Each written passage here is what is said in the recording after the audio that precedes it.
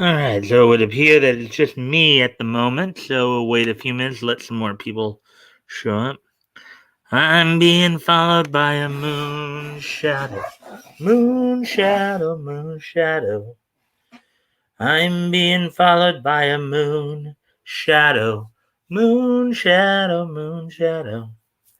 If I ever lost my eyes, I won't ever be surprised. And if I ever my eyes, ho, ho, ho. Hello, Jenny Do. Jenny Udo. New here, huh?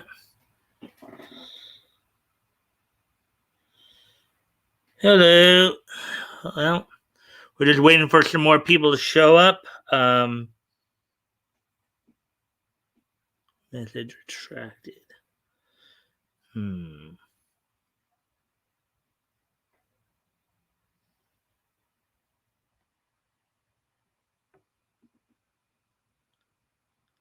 Okay, and now something is.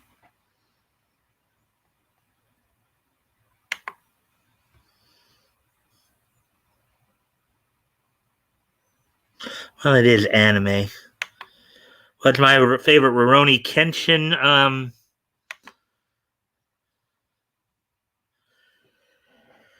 Well, my favorite Rurouni Kenshin.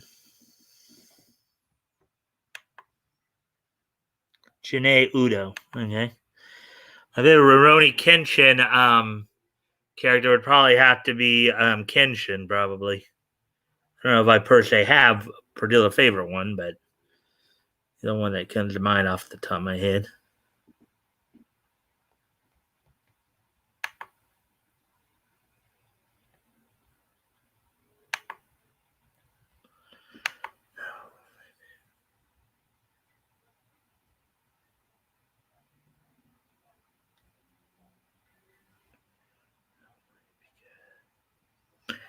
Anyways, we're just waiting for a few more people to show up. So,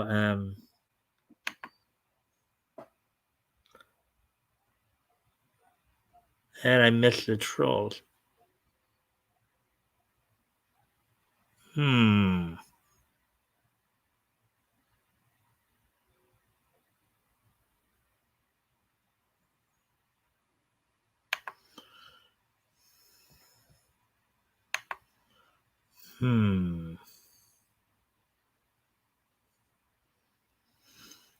That seems a little too suspicious.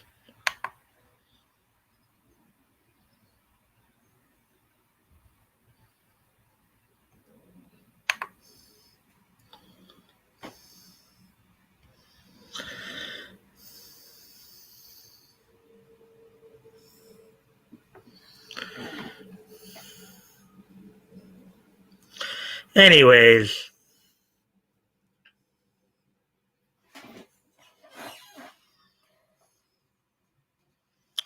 So it looks like we have 3 people in here now. That's good.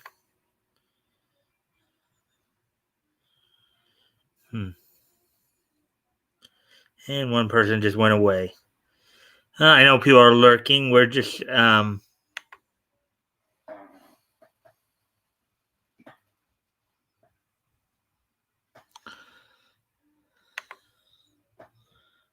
let's see what. Hey, Woody, the Firefly rocket launch from Vandenberg just now was unsuccessful. Blew up a couple of minutes in. Oh boy.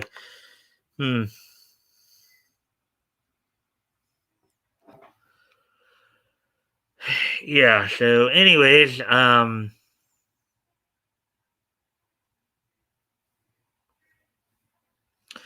how you doing, Woody? Hopefully you're doing well. Hopefully we'll see you on Monday. We'll see you on Monday as well for the open mic night.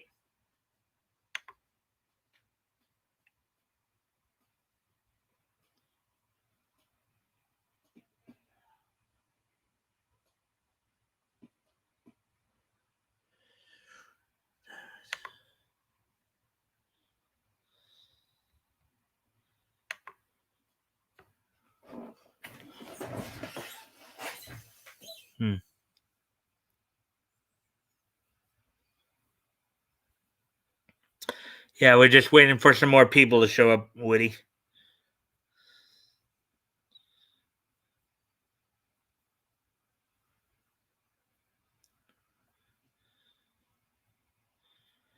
And we have 3 people in here. So might just wait a little longer here.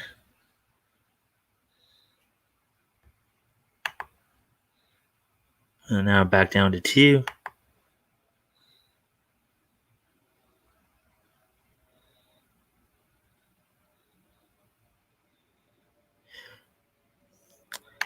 As always, I do appreciate any and all likes and shares. If you guys help out with that, help get the algorithm up, and help see if we can get some more people in here, that'd be appreciated.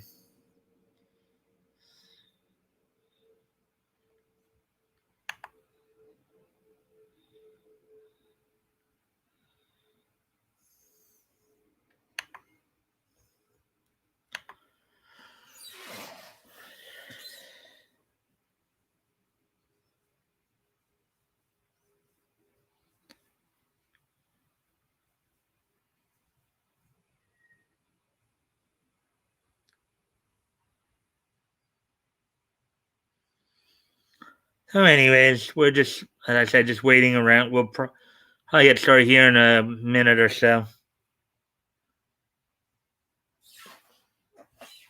So, aside from that rocket launching, Woody, anything else interesting going on?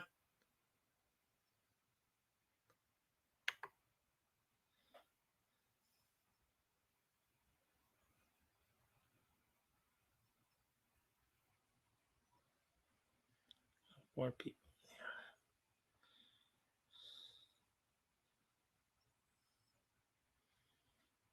Hmm.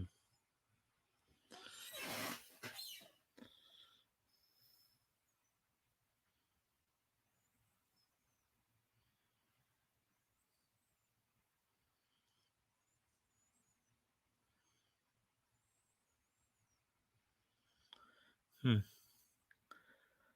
All right. Well, now there's 3 of us in here. We're coming up on 8 minutes here, so I'll go ahead and um, kind of get started with what's on tap for tonight. So we got like 8 stories in total, all from all from CBR, um, all from CBR. Let's see. Um,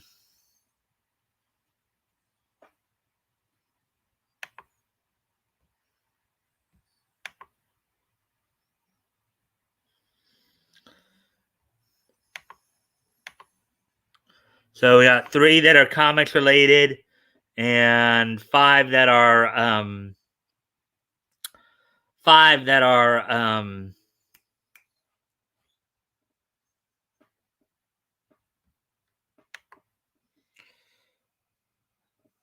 Jay, who do you pee off? Already got 5 downvotes. Obviously, someone with alt accounts trying to pull you down from the.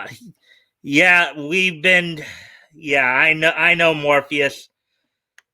Let's just try to ignore him. Um,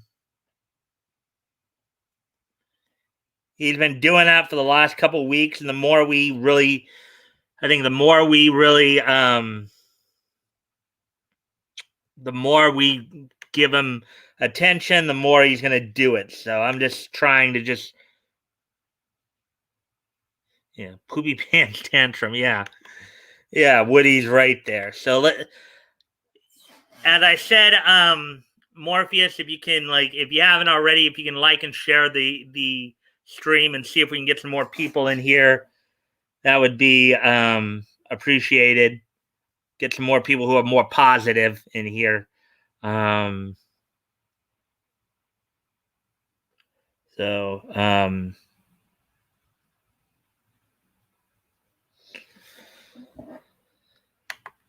that's fine. I was just curious. Yeah, let's just try to ignore him. Hey, Robert, how you doing, man?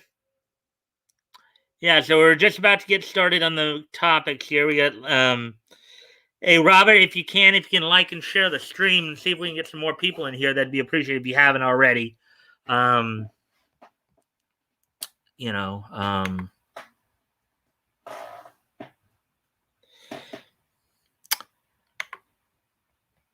Yeah, don't feed the. Yeah, that's exactly what we're trying not to do. What we're trying not to do. Let's just try to focus and move on here. So we got 8 stories tonight, all from CBR.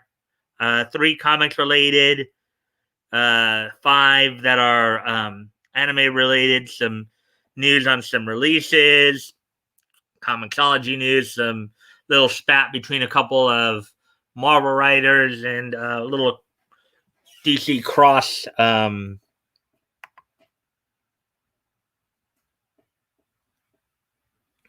Must be a crazed RGT.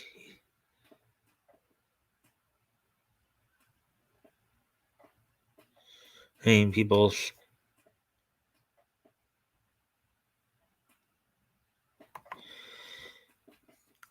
Yeah. Anyways, guys, again, let's not, as Robert put it, let's not feed the trolls. Okay, um, let's not feed the trolls. So anyways, without any further ado, why don't we get to the articles here? We're already coming up on 12 minutes here.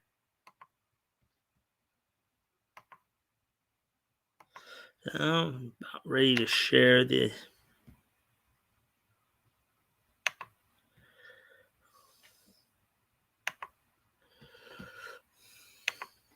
There we go. So, first article we're going to look at tonight is this one. Comixology announces new app shutters non-Amazon website. Comixology's CEO announces widespread changes to the digital comic company, including a new app and the shutting down of Comixology's external website. Article by Brian Cronin, published 7 hours ago.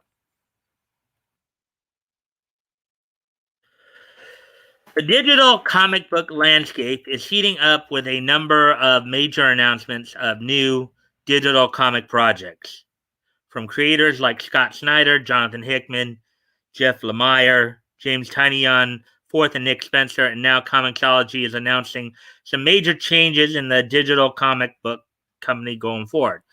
Now, as you all know, some of these guys also went on to form Substack as well. Been talking a bit about that over the last couple weeks here or so. Comixology CEO David Steinberger released a letter revealing upcoming updates to the company over the course of the fall, including a new app and the shutting down of the company's external website as it becomes fully integrated into Amazon.com. The announcement of a new app comes with promises of much better filters and sorting capabilities, which have long been an area where Comixology has drawn some criticism from users. The most attention-getting part of the announcement, though, is that Comixology would cease to exist as a separate website, with the external website eventually redirecting to a new section of the Amazon website hosting the Comixology material. The letter even included a link so that you can preview what the new site will look like.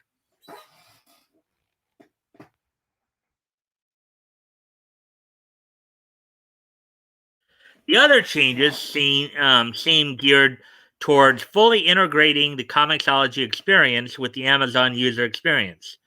The letter notes that, quote, Kindle Unlimited and Prime members will be able to borrow from a large library of graphic novels and manga on the Comixology app, unquote, in select countries. Therefore, it seems that this is part of a big push towards putting Amazon's eggs into one cohesive basket.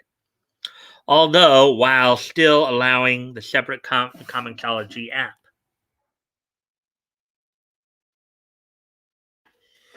Even there, though, the letter notes that, quote, soon you'll be able to read purchases from Comixology on the Kindle app, giving you more flexibility to decide where and how you read your books.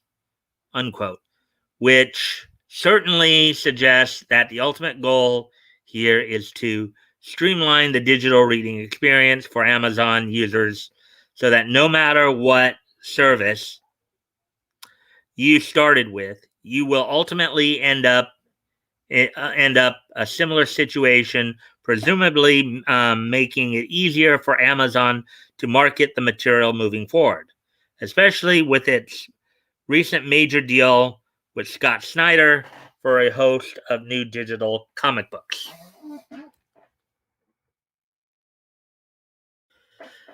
There were also some housekeeping notices, like a promise to improve download speeds and allow users to read while downloading on Android devices.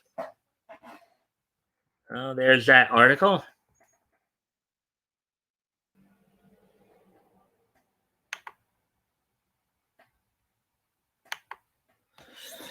All right, so let's see what you guys have said since I last left you.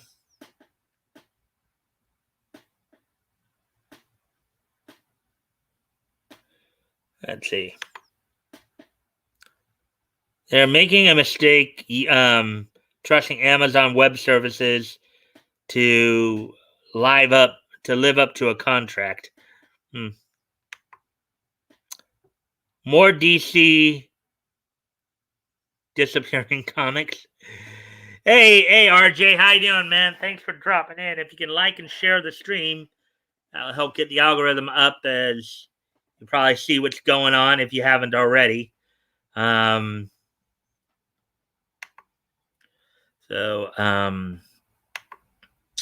yeah. So, anyways, let's see. Hey, RJ. Hey, we got 5 people viewing right now.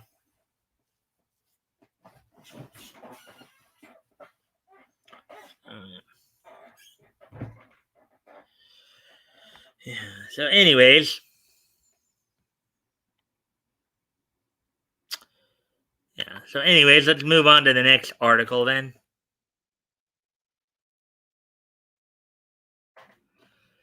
Let's see now.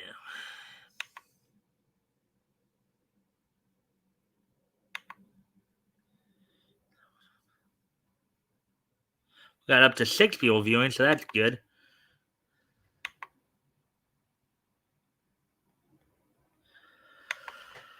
All right, so here's the next article. Immortal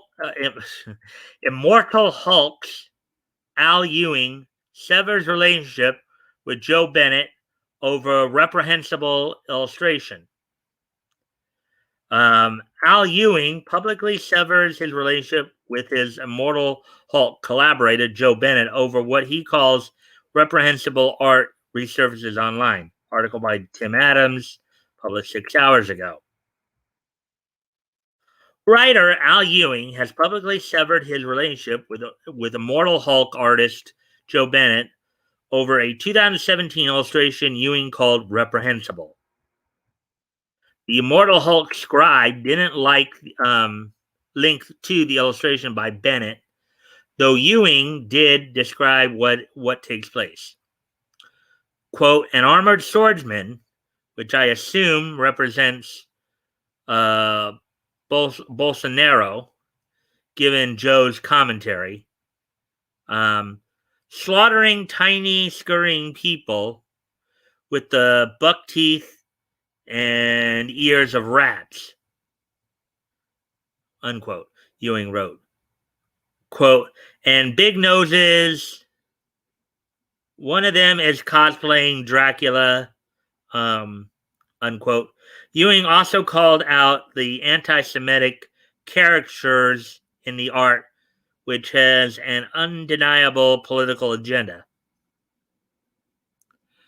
Actually, I wouldn't think that, but quote, I'm assuming these are political enemies of some kind, but even if not, the tropes are apparent, unquote. He said, quote, human beings as vermin being exterminated. Even if it's no longer up, that it was drawn in the first place, signed, and so proudly displayed by Joe speaks volumes, unquote. Oh boy.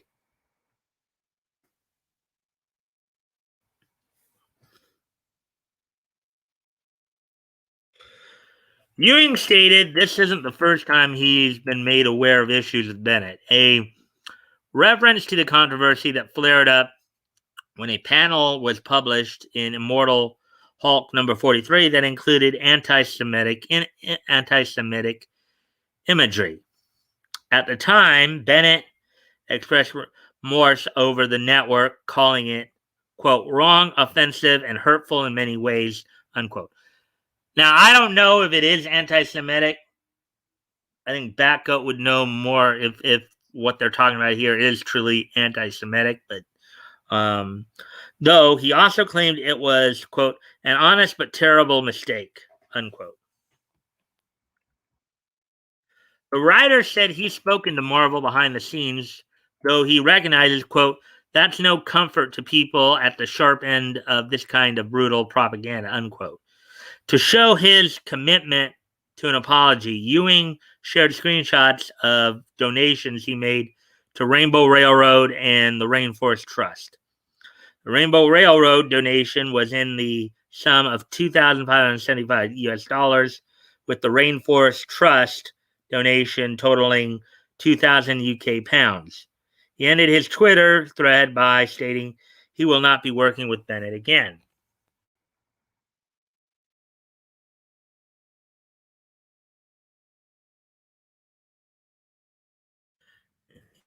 Here is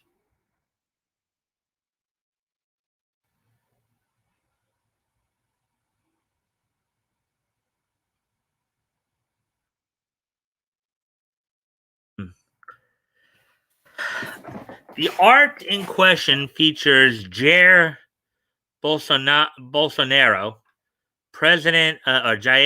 Bolsonaro, president of Brazil, riding atop a horse with a sword in hand as he threatens caricatures of his political adversaries, including ex-president Dilma Rousseff, ex-president Luiz Inácio Lula da Silva, ex-governor and Senator Acio Neves, who appears to be sniffing cocaine, and ex-president Michael Temer. Okay. Well, if this is more of a political satire cartoon, I don't know if there's any like anti-Semiticism here. Okay. If anything, it kind of does go with because another derogatory term used for your political opponents, particularly if you think they're corrupt, is rats. So, two other figures are also represented, one of which may be Minister Diaz Toffoli. Bolsonaro's chest plate displays the Brazilian Republic symbol, and the red flags of the opposition are PTs, um, one of the biggest left wing parties in Brazil. Okay. So I don't know. Based on that description, I think it's more of a political satire cartoon than really an anti-Semitic one. See, and it looks like you guys haven't said anything. And of course, we're now back down to two people viewing. Uh,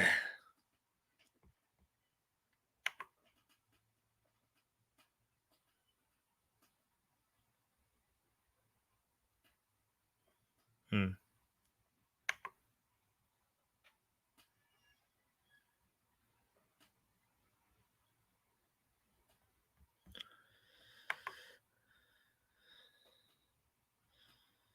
hmm.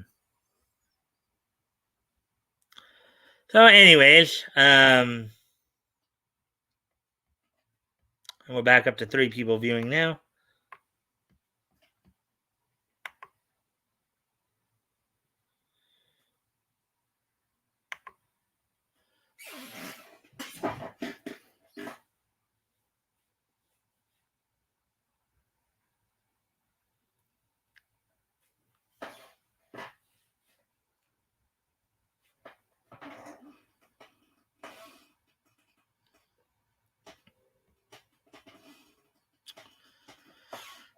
Okay, so anyways, I'm sorry. Mine's going a little slipping a bit there. Now we're gonna one more article in the comic section here.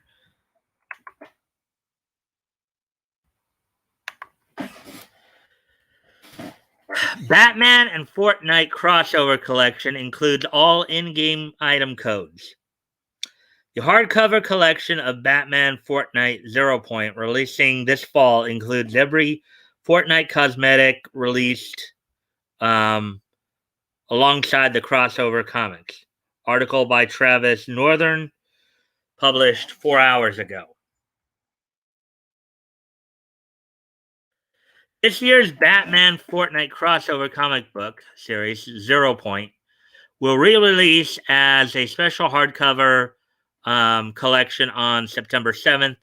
When it does, gamers will have a chance to get their hands on all the DC-themed Fortnite cosmetics they may have missed the first time around.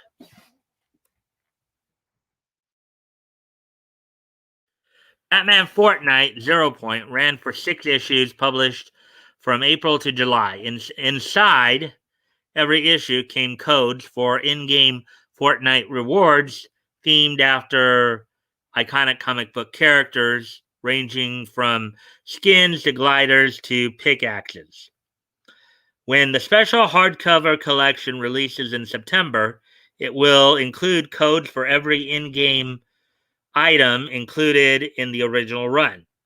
The full haul will tally up to 6 pieces of gear inspired by DC characters like Harley Quinn, Catwoman, and Deathstroke, along with a unique outfit for Batman that fans could previously only obtain by buying every single comic in the series.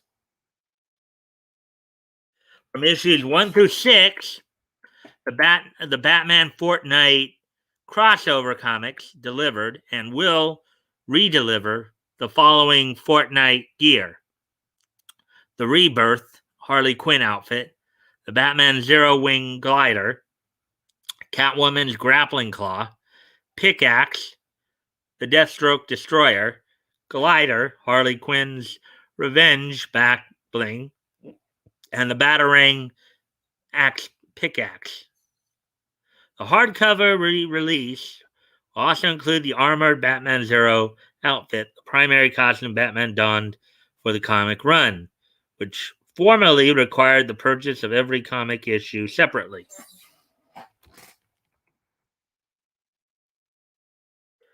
The story of Batman Fortnite Zero Point followed the Cape Crusader as he investigated a crack in reality that appeared above Gotham City. The rift whisked Batman away to the world of Fortnite and robbed him of his memory, forcing the Dark Knight into an endless cycle of battle, death, and rebirth against an onslaught of rival combatants. The crossover series was crafted by writer Christos Gage and illustrator Riley Brown, with concept and story consultation from Donald Mustard, the chief creative officer of Epic Games.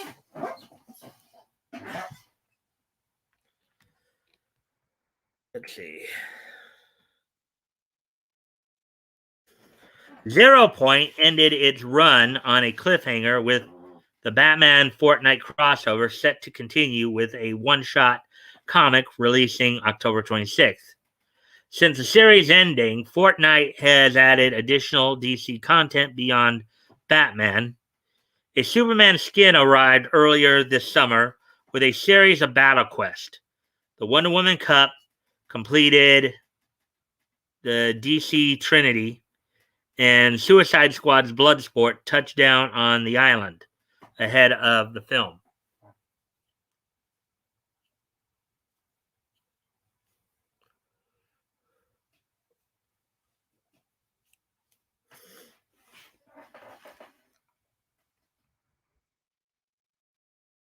Batman Fortnite Zero Point will be available digitally and at participating bookstores on September 7th. In addition to the collection, DC will also release a special reprint of the Zero Point issue for free on September 18th, Batman Day.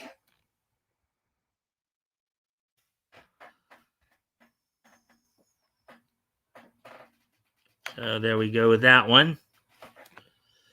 And we'll get to the anime stories here in a moment.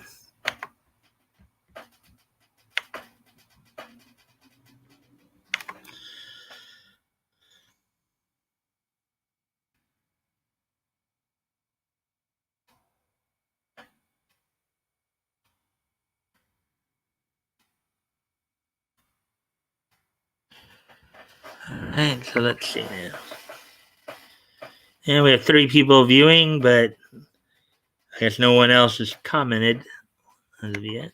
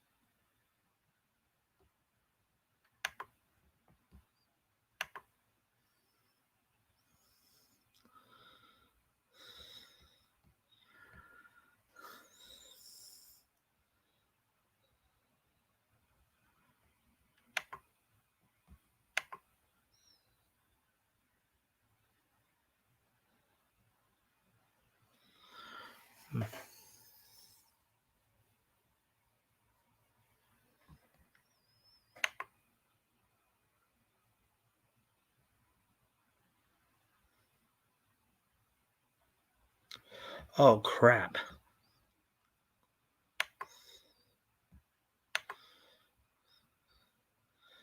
Sorry about that, Robert. You kind of got caught up there.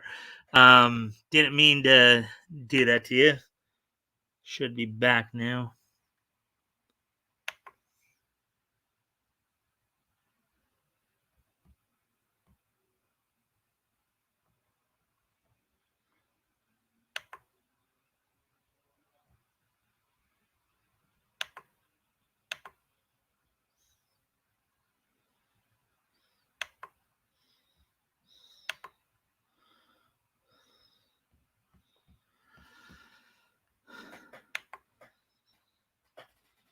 All right, let's see now.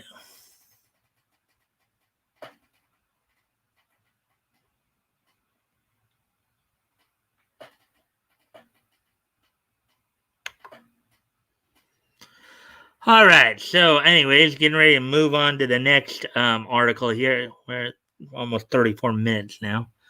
So almost halfway through the stuff here.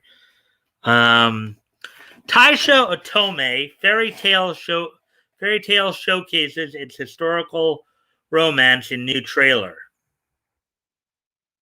Funimation releases a new trailer for the upcoming historical romance anime Taisho Otome Fairy Tale and confirms the show's premiere date. Article by Haley McCullough, published a day ago. When I chose it, it was still within the day. But anyways, Funimation has dropped a new trailer for its upcoming historical romance anime Taisho Otome Fairy Tale. The trailer gives eager fans a preview of what to expect in the unlikely love story between an outcast and a girl who unexpectedly appears and claims to be his bride. The story explores themes of rediscovering love and self-acceptance.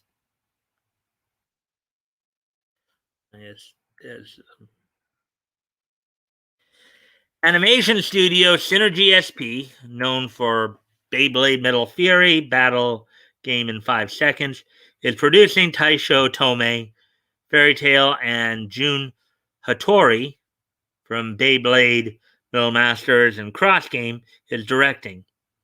The show stars veteran voice actors Yusuke Kobayashi, Love After World Domination, which Funimation recently got, and Dr. Stone as Tamahiko Shima, and Saya Aizawa from Monster Girl Doctor, and Mushoku Tensei, Jobless Reincarnation, as Yuzuki Tachibana.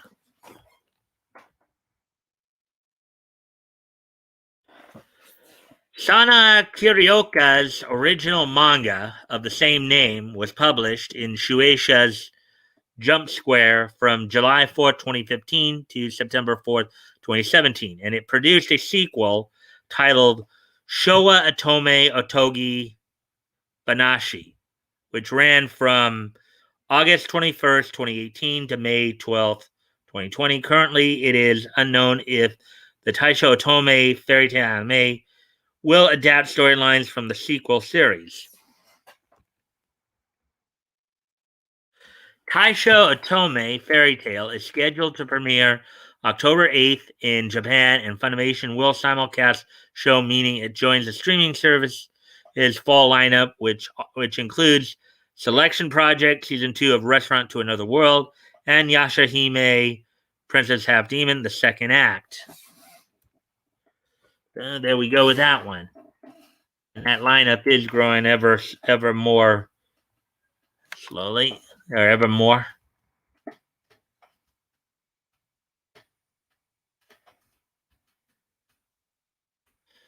Right, before I get to the next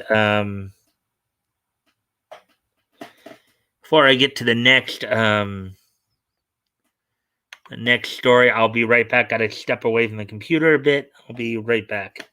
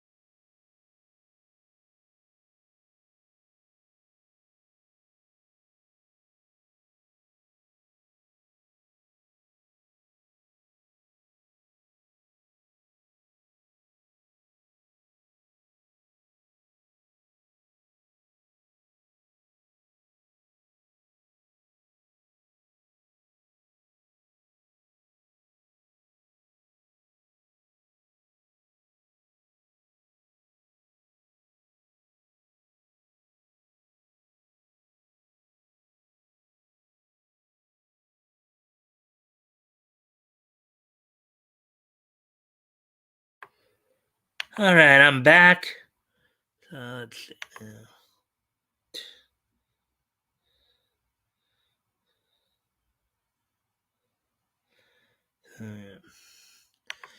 Anyway, so we're now back down to 2 watching. Okay. But anyways, teasing Master Takagi-san confirms third season movie with new trailer. Rom-com anime, romantic comedy anime, Teasing Master Takagi-san will return with a brand new prank-filled season and an original full-length theatrical release. Article by Michael Lacerna, published 12 hours ago. A new trailer has been released for Teasing Master Takagi-san, upcoming third season, along with confirmation that the rom-com romantic comedy will get its own movie. Both the third season and the movie will be released in Japan in 2022, with the TV series returning in January and the movie premiering sometime after that. Most of the key staff and cast from the previous two seasons of the anime will reprise their roles in the new season and movie, including director Hiroaki Akagi and production studio Shin-A Animation, which is best known for their work on the long-running Crayon Shin-Chan and Doraemon franchises. Aya Takano, who worked on shows such as Eureka 7 and My Hero Academia, will provide character designs. Musician Yuiko Ohara, whose music was previously featured in shows such as Little Witch Academia and Mushoku Tensei, will return to provide a new opening theme for this season. A new poster was also released to promote the new anime projects.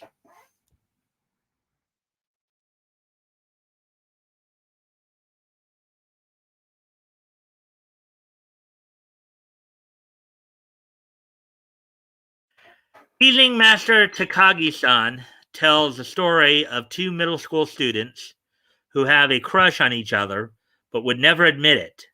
The titular Teasing Master Takagi and the target of her affection, Nishikata. Takagi constantly plays pranks on the easily flustered Nishikata, who formulates elaborate plans to get revenge on his bully.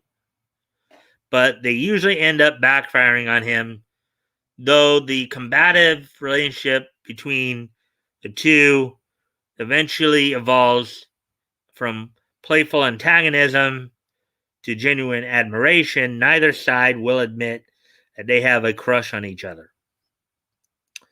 The series was created by author Soichiro Yamamoto and was first published in 2013. The series was first adapted into an anime in 2018, followed by a second season in 2019. The series has been praised for its comedy and for the surprisingly sweet way the relationship develops between its two young leads.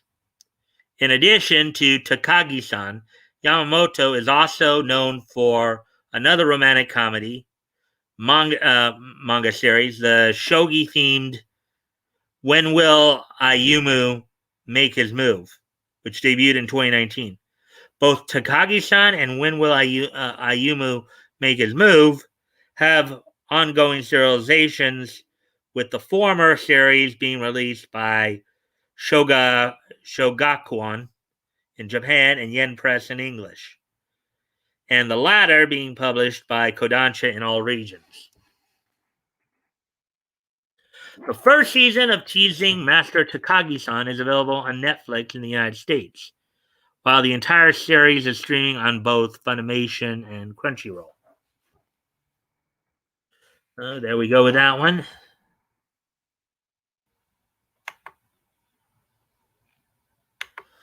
Let's see. And nobody's still talking. Still got anything to say there.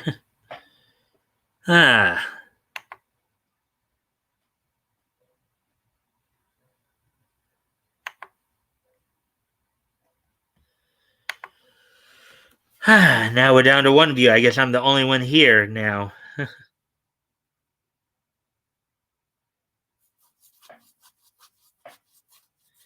Everybody, people still here? We got two people here now.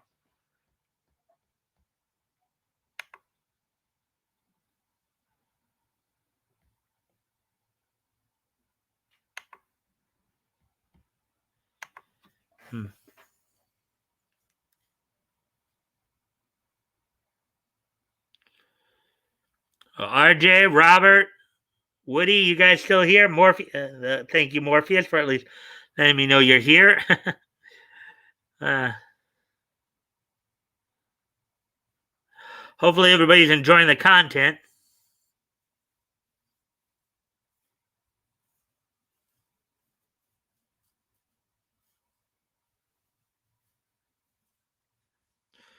Yeah, so we're about, we might be halfway or just over halfway through. We're at the 46-minute mark. Hmm.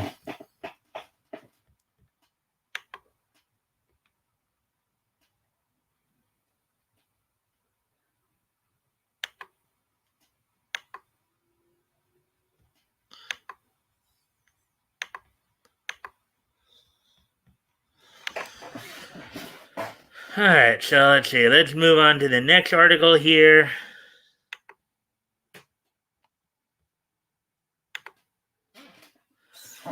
New Pokemon Evolution anime series visits all 8 regions without Ash. A new 8-episode Pokemon anime has been announced, which will feature trainers and Pokemon from across the series' 25-year history. Article by Michael Lacerna, published 11 hours ago. The Pokemon Company has unveiled a first look at the new Pokemon Evolutions anime series, which will feature characters and Pokemon from past and present generations. The trailer proclaims that new anime will feature, quote, timeless stories from 8 regions, unquote, referring to the 8 different regions featured in the main series of the Pokemon games. The teaser begins with Leon, the champion of the Galar region, which was featured in the most recent Pokemon generation, Sword and Shield. After briefly showing Hop, Leon's younger brother, the trailer quickly showcases characters from other regions and generations, including Lily from Pokemon Sun and Moon, Kalim, the male avatar trainer from Pokemon X and Y. Details about the show's cast and crew were not announced, though the trailer does seem show off higher quality animation than previous animated series from the franchise.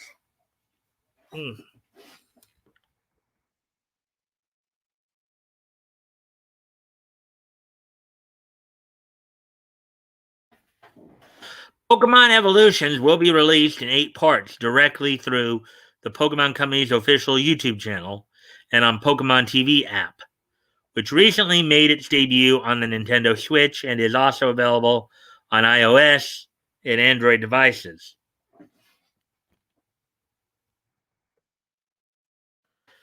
The next season of the original Pokemon anime series will premiere this fall exclusively on Netflix. The series has been airing continuously since 1997, has over 1,000 episodes. Similar to the newly announced anime this season of the long-running anime will highlight the franchise's past and will feature Ash and Pikachu revisiting earlier regions and old friends from previous episodes.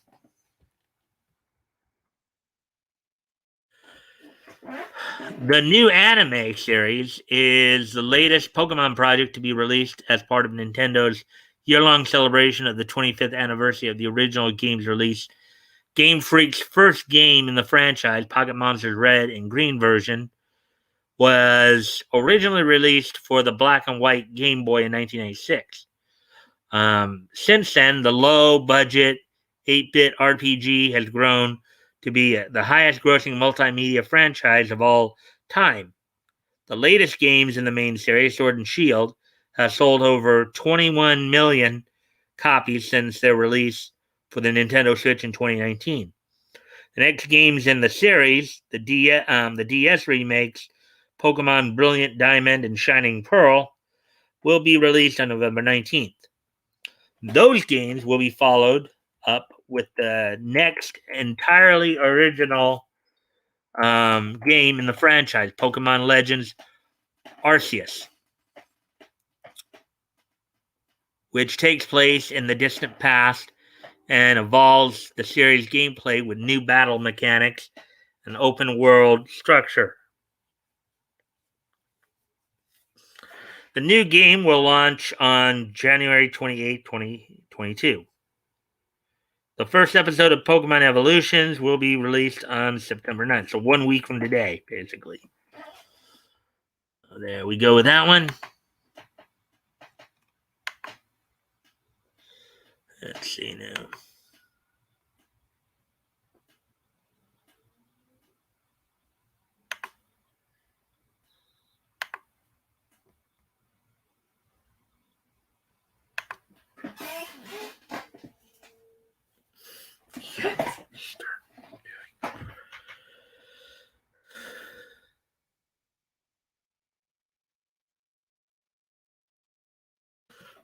So here's the next article we're going to look at here.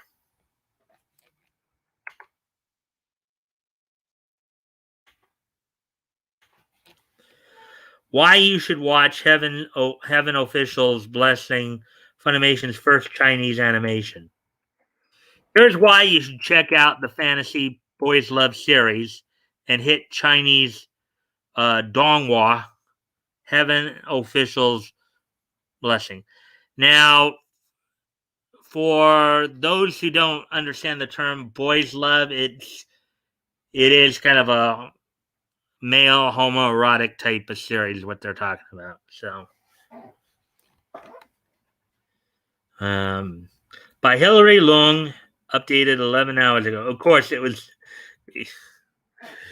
in October 2020. Funimation streamed its first Chinese animation, also known as Donghua, Heaven Official's Blessing by Mojang Tongji.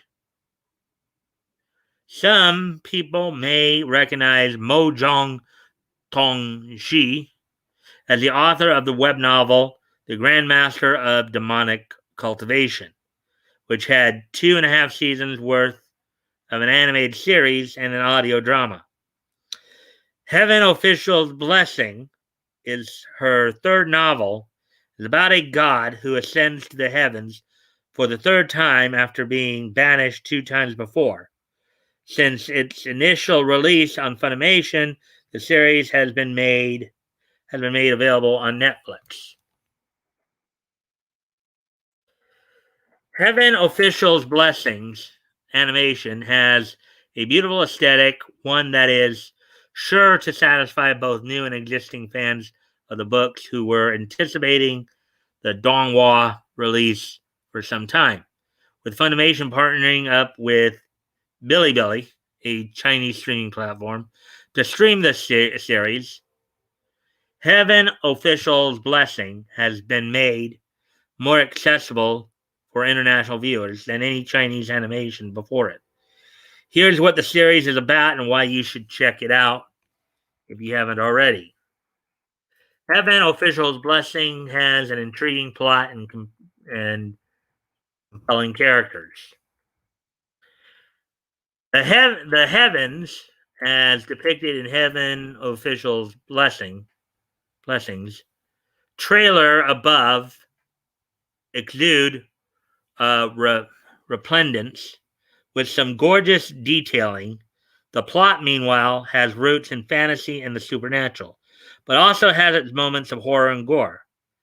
At the beginning of the story, Ji Long solves mysteries and lives a pretty humble life, spending most of his time in the mortal realm, only to realize that there is a bigger plot at play when his past comes back to haunt him.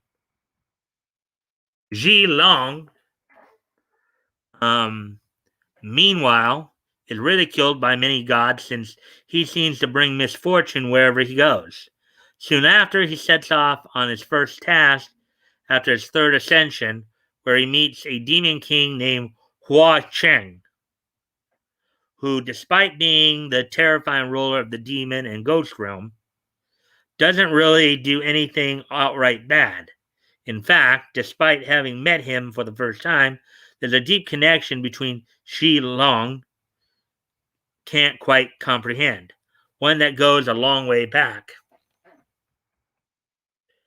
Heaven Official's Blessings core romance is deep and devoted.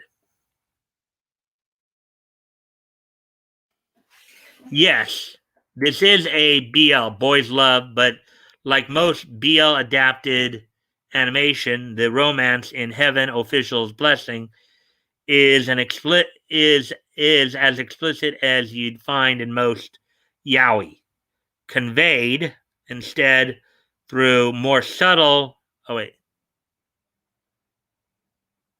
conveyed instead through more subtle and sweet gestures. Shi Long, as a prince, and later on when he's 17, has experienced no shortage of love and admiration from his followers as a god. He doesn't flaunt the fact that he is in a place of privilege and of power, instead, focusing on helping the common people. But when he falls from the heavens, that loyalty falls with him. Yeah, like who wants to follow a fallen god, right? On the side of the spectrum, the demon king Hua Cheng is shrouded in mystery. Charismatic and sincere, Huang Cheng makes it clear from the get-go that he doesn't care that Shi Long is a god of bad luck. He does his utmost to protect and shield Shi Long from harm and places his absolute faith in him, even when no one else will. There are hints throughout the Heaven Official's Blessing Donghua that Shi Long and Huang Cheng are two beings who are meant to be together. Shi Long and Hua Cheng's relationship is slow to develop, but absolutely satisfying to watch, even more so when they do finally get together. Even before this, it's easy to see that Huang Cheng's devotion and love for Shi Long runs deep.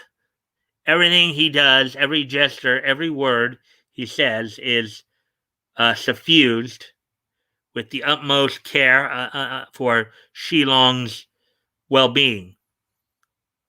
Despite the two being from traditionally opposite sides as a god and a demon king, there's no other person that Shi Long would trust more than Hua Cheng and vice versa.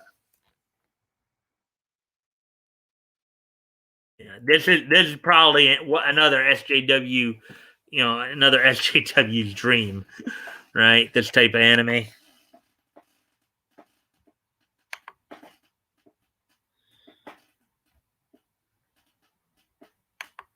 And it looks like I would seem to be the only one watching here. I guess everybody left me.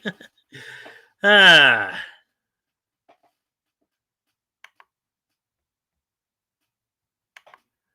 In heaven, officials' blessing, gods are immortal humans. Heaven officials' blessing makes it clear that although the gods are powerful, they are most definitely not omnipotent. For someone like Shi Long, who has always been in a position of power as a crown prince, eventually a god, this becomes a point of frustration for him. The only difference between being the epitome of a human god and an actual god is that he's now immortal, though his power is still limited to a certain degree.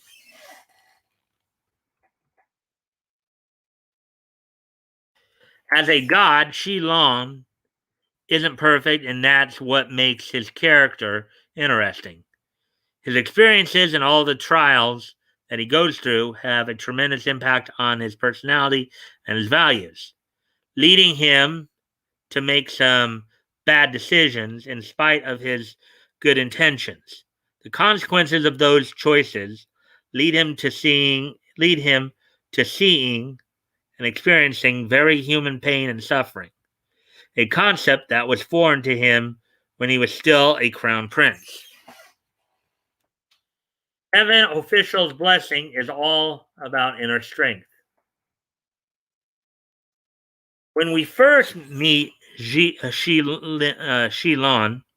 in Heaven's official's blessing, he has a lighthearted and humble way of approaching things. However, behind the gentle smile, Shilong has experienced more than a fair share of trauma that gets buried deep down underneath a self-deprecating humor. He has a habit of not knowing whether to cry or laugh when he's in awkward situations. As his backstory is unraveled, Shilong rises and falls many times. He falters as his resolve and his morals are tested time and time again.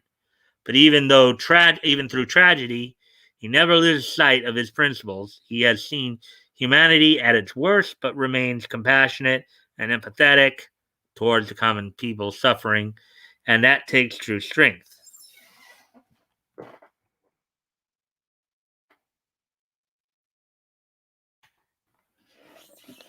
Now we got. I'm sure. Well, thank you for that, Morpheus. Kind of hoping some other people will acknowledge that they're here too, if they are here. I know people like to lurk sometimes. Sometimes they don't always want to get too involved, but it would help to know that there are people. Would help to know that there are people here. You know, um,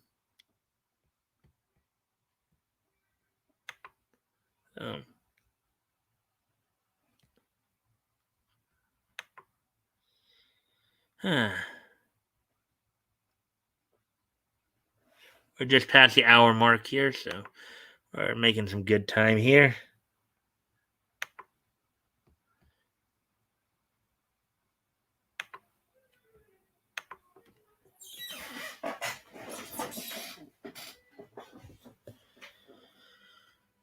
What makes Heaven Official's Blessing unique as a fantasy BL donghua? Boys love donghua. Aside from its characters and themes, one of the other main draws of the donghua is its world building.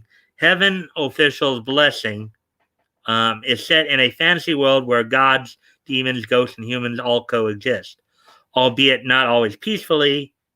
While most of the series focuses on the godly and human side of affairs, we do get a sense of how the wider world functions and how the different realms interact with each other through various characters. The politics of the godly realm, for example, are subtle in that they flow seamlessly within the plot, but this carries a sinister undertone that can't be ignored. Another enticing element to Heaven Official's Blessing is the high animation quality, which is evident right from the get go in its opening song. Most of the drawings are non moving, except for a few stray bits of motion here and there, but it still gives off the feeling the characters are living and breathing people. The action sequences in the series are also done incredibly well and will often leave you on the edge of your set. To top it all, the donghua is also unabashedly funny, in large part due to Shilong. His sweetly awkward and earnest side makes him such an atypical god, and as a result, the much more human and relatable. Based on the novel from Mo Xiong Tong Shi, um, the Heaven's Official Blessing Donghua, a series is available to watch on Funimation and Netflix. There we go. There's that one. I don't know. Was that the last one, or do we have? Might have one more here. Yeah, we do have one more. Yeah, one more story for the night.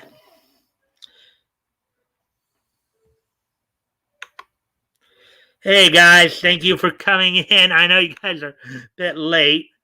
You can obviously see what's been going on. Um,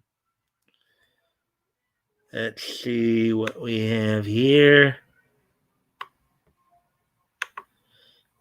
Hey, Mike, Woody, Morpheus, Roberts, Critical Blast. How are y'all? Hey, Leto, thanks for being here. Let's see. What's up, Road? Hey, Backgoat. Hey, NASCAR Jeremy. Yeehaw. Um, Heading to work. We'll be listening in though. As always, guys, I do appreciate any and all likes and shares. If you can help me out with that, that'd be appreciated. Let's see. Cool, Leto. Yeah, be safe, man. Let's see. Hey, Backgoat. Leto. Hello, Leto. Hey, Maymay. I didn't see Maymay in there.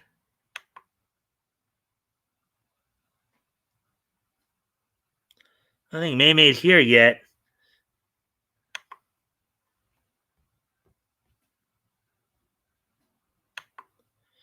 Hey, Solid. Hey, Leto. Yeah, we see Mike. Keep rocking. Yeah, we see. Keep rocking it, Mike. Thank you, Backgoat. Confused Solid's icon with Maymay's. Laugh out loud. My eyes are bad. I hope you're not still suffering from the effects of the vaccine, are you there, Leto?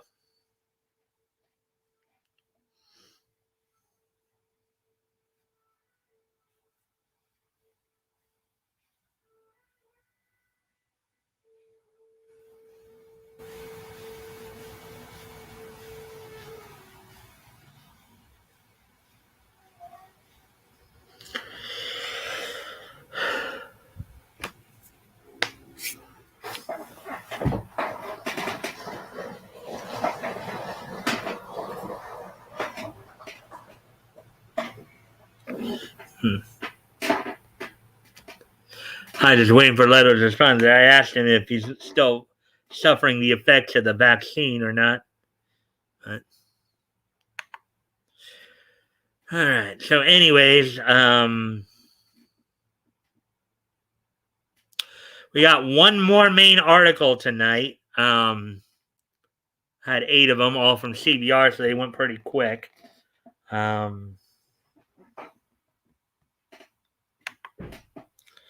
Nah, he's good. I hope. All right. So, anyways, let's get to this last article here. Baki Hanma grabs a new. All right. Baki Hanma grabs a new trailer premiere date. So this, of course, is from the Baki, Baki the Grappler franchise. A premiere date and trailer have been revealed for the next season of Baki, which will bring 12 episodes of No Holds Barred fighting to Netflix. Article by Michael Lacerna, published 7 hours ago. Baki will return for another season of brutal hand-to-hand combat on September 30th. Now titled Baki Hanma, the third season of the series will be 12 episodes long and will be available exclusively on Netflix. The full season will be available to stream on the premiere date. Now, I have watched, I guess, the previous 2 Baki seasons here. The one that they're talking about here. It's a pretty good series, Of course, it focuses more on fighting and stuff, so it's not. Yeah, I don't think you really have to worry too much about like the woke BS and all that. So, it's actually a pretty good series. Let's see. The full season will be available to stream. Okay. The new season will be directed by Toshiki Hirano, who directed Magic Knight Rayearth and worked as an animator on many classic anime titles from 80s and 90s, including Maycross Do You Remember Love. Animation duties are once again handled by TMS Entertainment, the highly respected Japanese studio responsible for anime shows such as The Rose of Versailles and Detective Conan, and which also helped to animate many classic American cartoons such as Tiny Toon Adventures and Batman the Animated Series. The new season is named after the Baki Hanma manga, which was the third series in Keisuke Itagaki's Baki the Grappler saga. The original Baki the Grappler debuted in 1991 and has continued through multiple sequel series until the present day. The long running shonen manga has been praised for Itagaki's art and its over the top action. The series has over 85 million copies in circulation worldwide.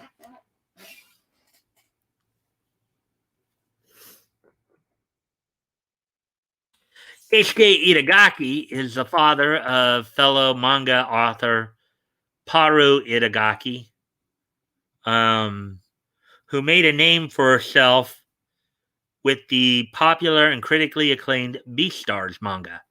As with her father's manga series, Itagaki's Beastars was adapted into a Netflix exclusive anime, which recently aired its second season and has a third season in production. Paru Itagaki also recently premiered her latest manga, Sanda, which tells the story of a society in which the birth rate has rapidly declined. Most of humanity is now made up of the elderly.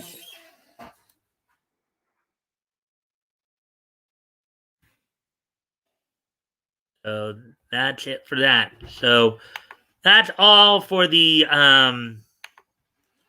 that is all for the main articles. And you guys can always go back and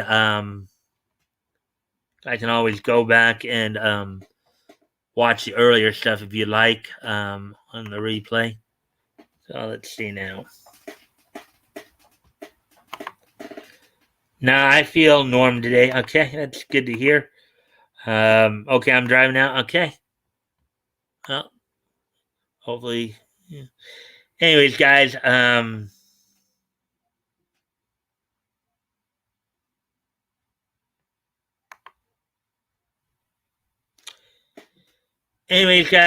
will be. I'll be right back. I'm going to step away from the computer for a moment. I'll be right back.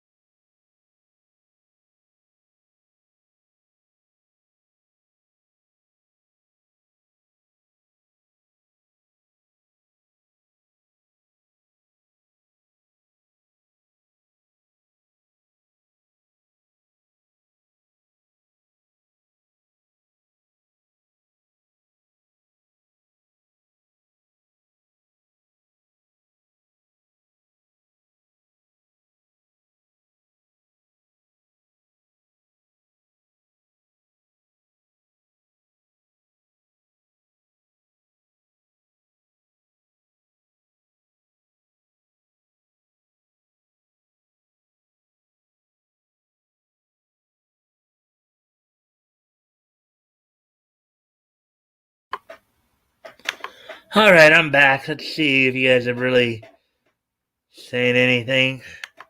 Let's see, golfers were looking good against number 4 Buckeyes for the first half. Then oof. Oh. So I tell you, you're on a team called the Golfers there, Back Goat? Is that what you were getting at there?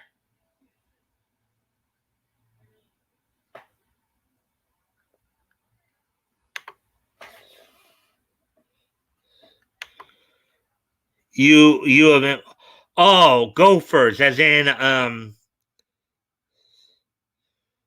University of Minnesota. Okay.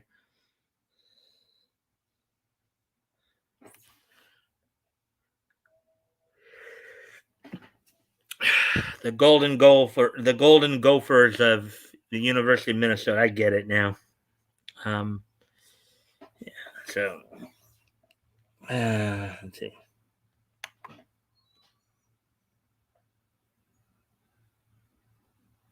Yeah, I get it. Albeit, I think Gophers is spelled with a PH, not F. Um, Actually, that's not completely true because I guess in a way, albeit it's two words, GOFOR, like a gopher, like go for this, go for that kind of thing. So that's but I think in the case though of the University of Minnesota, I think the proper spelling is GOPHER.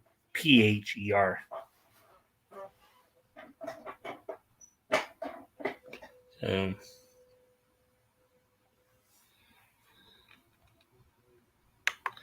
not in Minnesota, Mike. It's the Gophers. Okay. All right. I'll just have to take your word for it. Ah. Yeah. So did the people who just came into Solid and Leto and Backwood, obviously we're hearing about your golfing today. Anything else exciting going on for you guys? No, Leto, you're driving to work, so I know you may not be able to respond. But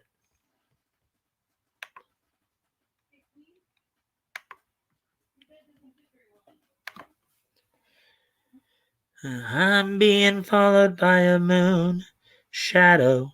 Moon, moon, moon shadow. I'm being followed by a moon. Didn't golf, it rained. Oh, so were you okay, so were you actually watching a college football game or something like that? Is that what you're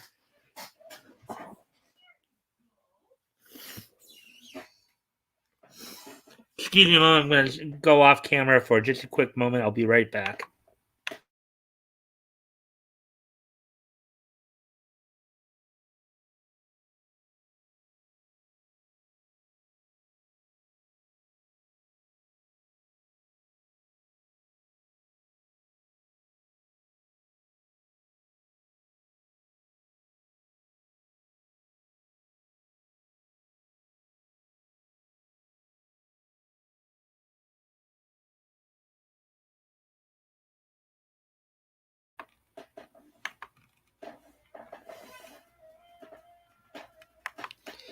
Correct. I was at the brew house, watching the game until they started sucking laugh out loud.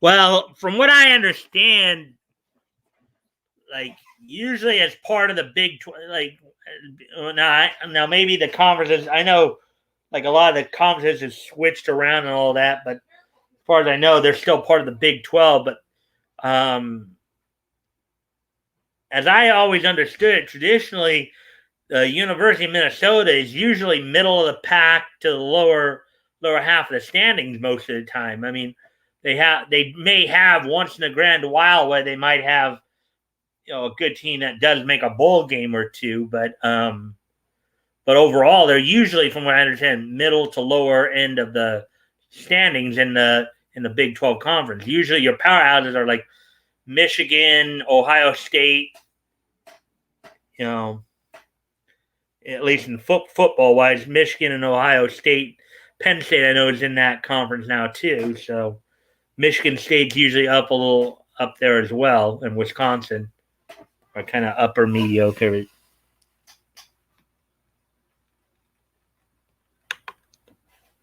Nope, dull day for me. Correct. It was wild to get a tough game like this right off the bat. Yeah.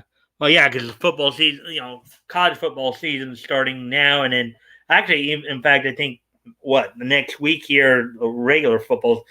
Grant, I haven't really been following sports a whole lot the last couple of years to begin with, so. In fact, I haven't even been watching classic wrestling in a while. Like I've just been so into comics, particularly what we're doing on Friday nights. That's been a big part of my headspace, as it were.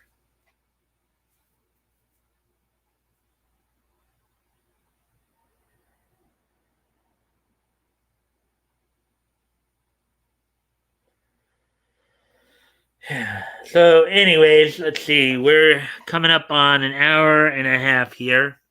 We're now back up to 3 viewers, so that's good. Was there anything you guys wanted to talk about? Anything you guys wanted to bring up or anything like that?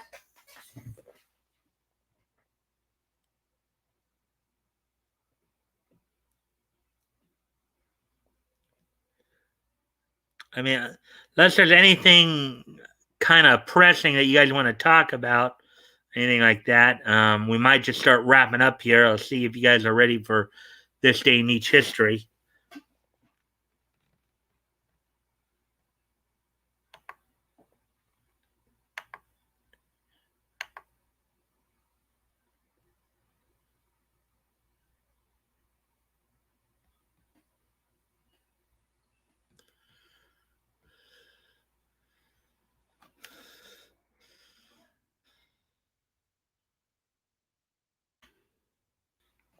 Let's see.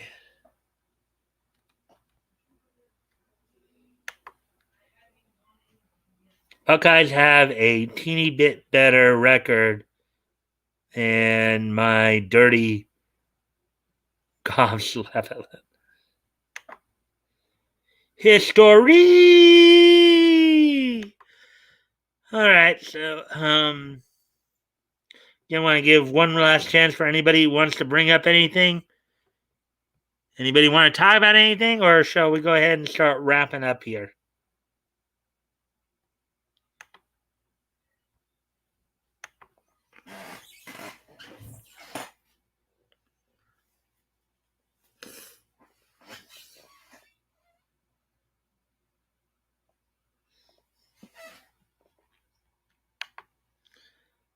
Leto farted. Okay. All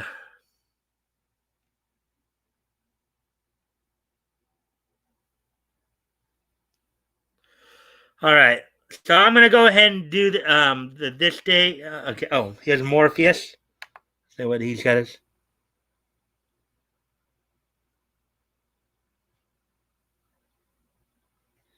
The Kickstarter for TTRPG Avatar Legends ended today. All right. They got over $9 million funded. That's cool. Cool thing. All right. So I'm going to go ahead and do the history segment now, this day in each history.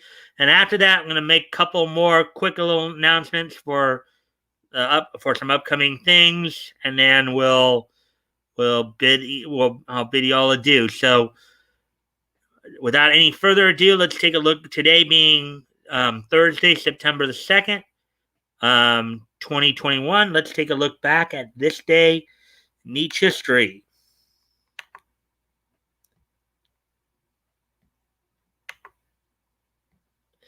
And first off, we're going to go back 30 years ago today to 1991 as On this date in 1991, Jerry Lawler would regain the USWA title from the Dragon Master in Memphis. Of course, the USWA, the United States Wrestling Association, was an organization that tried to go national, even though it stayed primarily in Memphis. It was, of course, an organization run by Jerry Lawler and Jerry Jarrett. Jerry Jarrett, the father, Jeff Jarrett. It was born out of the Continental Wrestling Association, which was, of course, born out of the old NWA Mid-Atlantic territory. So on this date in 1991, 30 years ago today, Jerry Lawler would defeat the Dragon Master for the USWA title on this date. So,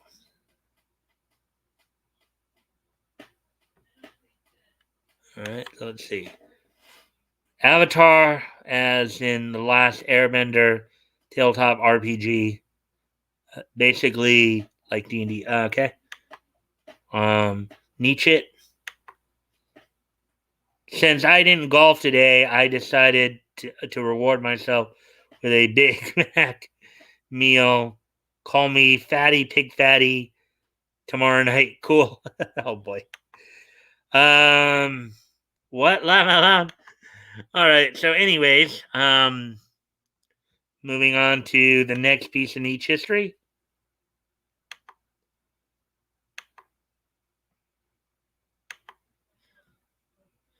On this date, 25 years ago today,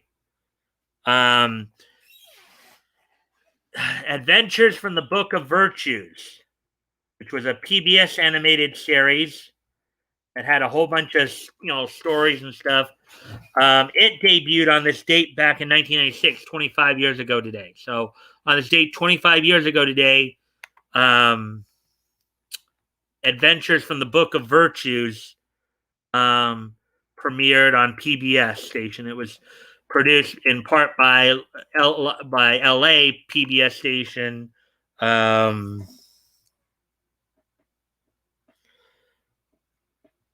PBS station KCET.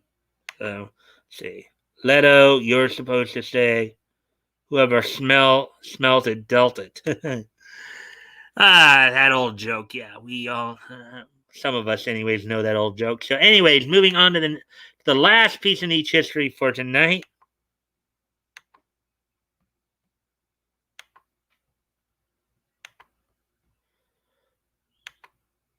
On this date, 6 years ago today, in 2015, the 40th issue of Exo Man of War, the Valiant Comics, went on sale on this date in 2015, 6 years ago today. It was $3.99, 32 pages, old hatreds written, the story written by Robert Vendith.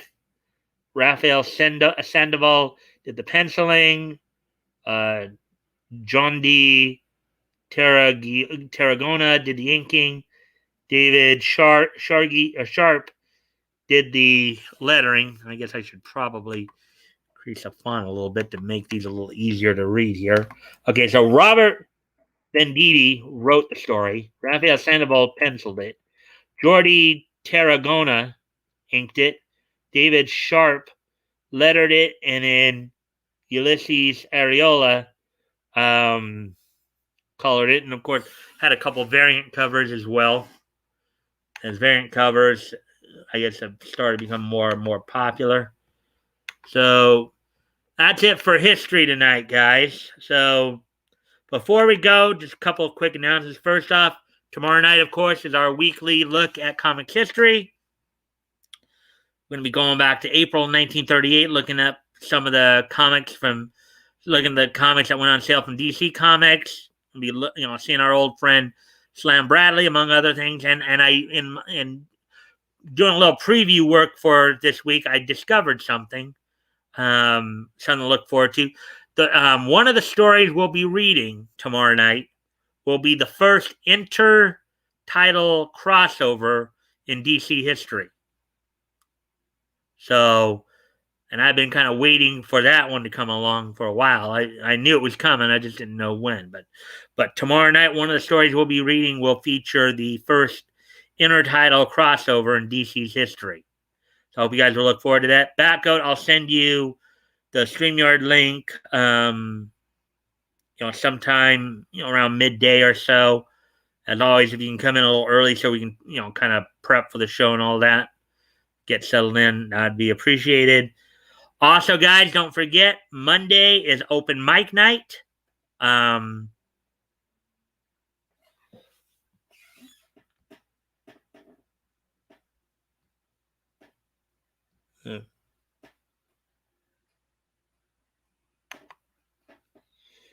I again reply, whoever made the quip did the rip. Cool. I'll be here. All right. Also, just one last reminder here. Monday, of course, is open mic night. Mods, I'd like you to try to be here early. I'll probably have the link up a half hour early, so you guys can come in a little early so I can talk to you before we go live. Even if you don't plan on sticking around for the open mic portion of the studio, I'd like you to still be there so I can talk to you before we go live. Just some stuff I want to talk to you guys about. And I also invited May to that as well. So hopefully we'll see her before tomorrow night. She'll get in there and stuff like that. So anyways, with that, guys, I hope to see you all here tomorrow night. And I bid you all adieu. Bye.